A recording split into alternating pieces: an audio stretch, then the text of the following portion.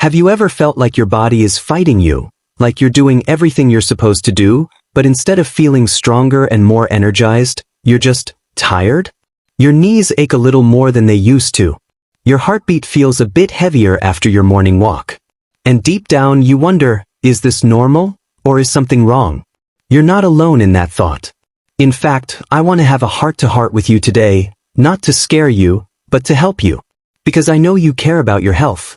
You've probably been told to keep moving, stay active, keep exercising. And that's good advice until it's not. You see, not all exercises are created equal, especially after 60. There are some movements, some routines, that might have been fine when you were 30, 40, even 50, but now they could be doing more harm than good. And your heart? That beautiful, life-giving muscle that beats over 100,000 times a day? It's one of the first parts of your body that suffers when the wrong kind of strain is placed on it. That's why we need to talk. Today, I want to walk you through 5 common exercises that too many seniors are still doing without realizing they're slowly wearing down their cardiovascular health. These aren't obscure, advanced routines either. These are exercises that are everywhere, ones you've likely done or been told to do. And don't worry, we're not just going to talk about what to stop. I'll help you understand why these exercises are risky and what you can do instead to stay strong, mobile, and full of life without putting unnecessary pressure on your heart. Let's start with one of the most overlooked problems I see, overdoing it on the treadmill. Now, let me be clear, walking is one of the best things you can do for your health. But when it turns into an intense, uphill battle on a treadmill, especially with the incline cranked up and the speed pushing your limits, that's where the danger begins. You might feel like you're being productive, sweating it out, pushing your heart rate, but if you're gasping for breath, your chest feels tight, or you're stumbling off the machine like you just ran a marathon, you're not helping your heart. You're overloading it. See, after 60, the heart doesn't recover the way it used to. That constant high-intensity strain, especially if it's not balanced with proper rest or medical guidance, can cause more wear than benefit. And many treadmills don't offer the natural stride or balance your body gets when walking outside. That uneven surface? It forces your joints and heart to compensate more than necessary. If you enjoy walking, great, but try taking it outdoors, where your body can move more naturally. Keep your pace comfortable. You should be able to hold a conversation without gasping. That's the golden rule. You're aiming for heart health, not heart stress. Now, let's talk about the second silent saboteur, heavy weightlifting. I know some folks might scoff at that. You might be thinking, hey, I've been lifting weights since I was 40. I'm strong. And I believe you. Strength is important, especially as we age. But it's not just about if you lift, it's about how and how much. If you're still hitting the gym and loading up the barbell with more weight than your joints can handle, straining through reps, holding your breath during each lift, that's dangerous territory. That breath holding? It spikes your blood pressure. That overexertion? It puts your heart in a state of stress that lasts far beyond the workout. You may not feel it right away. In fact, you might feel proud after a heavy session. But what often happens is a gradual buildup of tension in the cardiovascular system. And over time, this can lead to irregular heart rhythms, elevated blood pressure, or even heart damage, especially if you have underlying issues you don't know about. So what's the alternative? Think lighter weights, higher repetitions. Focus on control, not intensity. Resistance bands, bodyweight movements, slow and steady lifts. These offer plenty of challenge without overloading your heart. The key is to train your muscles without breaking your heart in the process. Let's take a breath here. Think about your routine. Are you pushing yourself too far on that treadmill? Are you still trying to lift like you're 40 when your heart needs you to train like you're wise? Now, this next one might surprise you because it sounds harmless, even relaxing. Holding long yoga poses or intense stretches that involve inverted positions. You know those poses where your head is below your heart? Or you're holding a deep twist for what feels like an eternity. They might seem gentle, but certain positions, especially if you already deal with high blood pressure or a sensitive heart, can actually cause dangerous spikes in pressure or restrict blood flow. Again, it's not that yoga is bad. In fact, it can be amazing for flexibility, stress relief, and joint health. But not every pose is senior-friendly. You need a routine that supports your heart, not one that compresses it. So if you enjoy yoga, wonderful. Just make sure you're doing a heart-conscious version. No headstands. No deep inversions. Stick to gentle flows. Listen to your breath. If a position makes your chest feel tight, your face feel flushed, or your breathing shallow, it's time to ease out of it. We're not here to impress anyone. We're here to protect the one thing that keeps us alive every single second of the day. Now that we've touched on treadmill overexertion, heavy lifting, and risky yoga poses, there's more we need to talk about, and this next one is something I see far too often: high-intensity group classes. Now, don't get me wrong, being social, moving your body, enjoying music and laughter, that's all wonderful. And group fitness classes can feel motivating. There's a sense of camaraderie, of pushing through together. But here's where it gets tricky. Many of these classes are designed with younger, high-energy bodies in mind. They're fast-paced, full of rapid movements, jumping, sudden changes in direction, and worst of all, there's often a subtle pressure to keep up, even when your body's whispering, slow down. You might not notice the strain at first. You feel good, energized, even proud that you stuck through it. But the effects show up later, maybe that evening or the next morning. Your chest feels a little tight. You're more exhausted than you should be. Or maybe your heartbeat just doesn't feel quite right. And the truth is, your heart doesn't benefit from being thrown into chaos. It thrives on rhythm, on consistency, on balance. Sudden spikes in heart rate, especially when done regularly without proper warm-up or cool-down, can be risky for seniors. Especially if you have conditions like atrial fibrillation or high blood pressure, diagnosed or not. Now, if you love group movement, don't give it up. Just choose wisely. Look for low-impact classes designed for your age group. Seated aerobics, tai chi, aqua fitness, these can offer all the benefits of movement, community, and joy without putting your heart in the danger zone. And remember, it's okay to modify. Take breaks. Sit when needed. You're not falling behind, you're listening to your body. And that's real strength.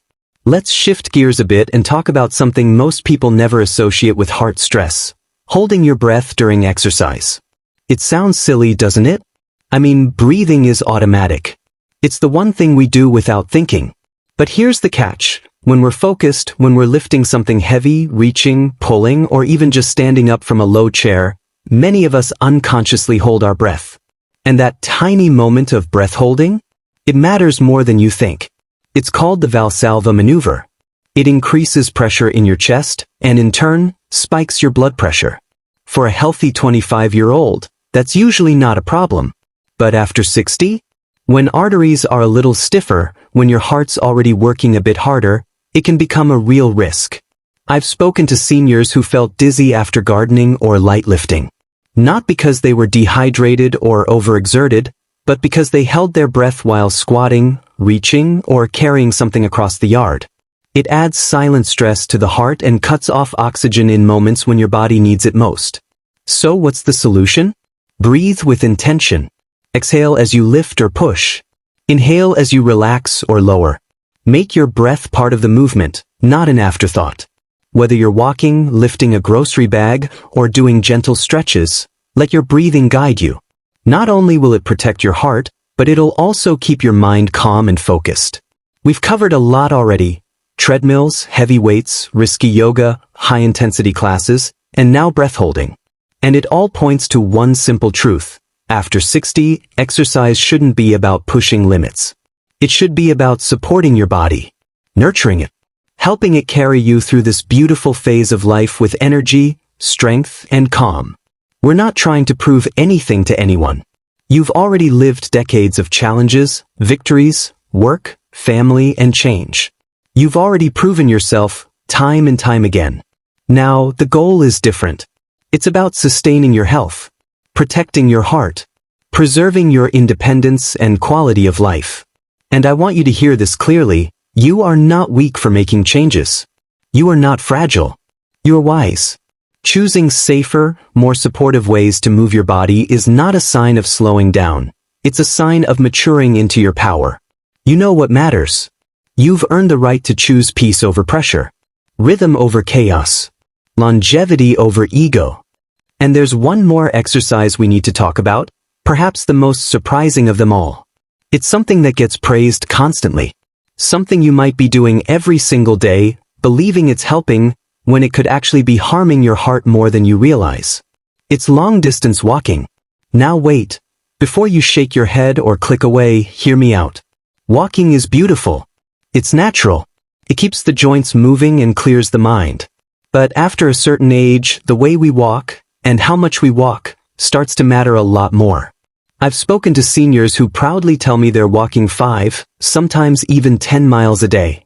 And while that dedication is impressive, it doesn't always equal better health. In fact, for some, it leads to chronic fatigue, elevated resting heart rate, swollen ankles, or even irregular heartbeat. Because here's what's happening behind the scenes. Your heart isn't just pumping blood to keep you moving, it's compensating. It's working overtime to meet the demand of long, repetitive exertion. And for a heart that's aging, a heart that's already weathered decades of life's ups and downs, that constant pressure can slowly chip away at its resilience. This doesn't mean you should stop walking. Not at all. But you should walk smarter. Think quality, not quantity. Choose shorter, more mindful walks. Maybe 20 to 30 minutes, once or twice a day, with plenty of rest in between. Focus on posture, breathing, and how your body feels during and after the walk.